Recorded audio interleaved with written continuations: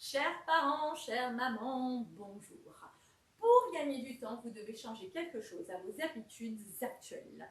Et comme face à tout changement, il va y avoir une sorte de résistance mentale, une lutte entre l'ancien moi qui est plein de croyances. Mais je ne peux pas dire non, qu'est-ce que les gens vont en penser, on ne va plus m'aimer. Et le nouveau moi, où vous êtes consciente que vous êtes à un seuil maximum avant craquage complet.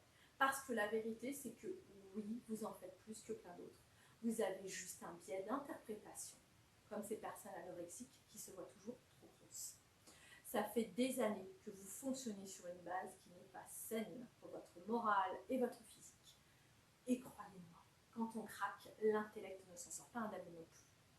Donc si vous avez la chance de ne pas avoir connu ce type de craquage, commencez dès maintenant à ritualiser une nouvelle habitude. Le mieux, c'est une action répétée tous les jours pour la consolider. Si ça vous semble trop contraignant là, tout de suite maintenant, ne vous cachez pas derrière tout un tas d'excuses et commencez par un défi par semaine. C'est jouable, non? Parce que l'idée, c'est d'y aller progressivement, par petits pas. Parce que pour nous, adultes, le plus dur, c'est d'enclencher ce premier pas. Car on sait qu'il va falloir accepter qu'on ne va pas y arriver du premier coup. Et là, c'est désagréable, c'est frustrant, c'est gênant pour notre ego, carrément merdant. Les bébés n'ont pas ce genre de gêne. Ils y vont, tournent, se relèvent 1000 fois s'il le faut. Ils ne vivent pas l'échec. Résultat des courses, 100% de réussite. Les rituels, c'est ce qu'on fait avec les enfants pour accompagner le changement en douceur.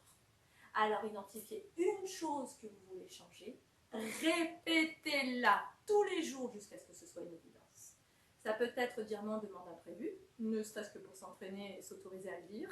Ça peut être instaurer quotidiennement une plage horaire, 30 minutes solo, où chacun s'autonomise dans son coin, avec interdiction absolue de venir vous déranger, sauf qu'il y a des dangers imminents, et vous en profitez pour appeler au calme des copines, jouer d'un instrument de musique, bref. Partagez en commentaire votre objectif si vous le souhaitez. Ne me croyez pas, expérimentez-le, voyez ce que ça change pour vous, votre enfant, votre relation. Au plaisir de vous lire.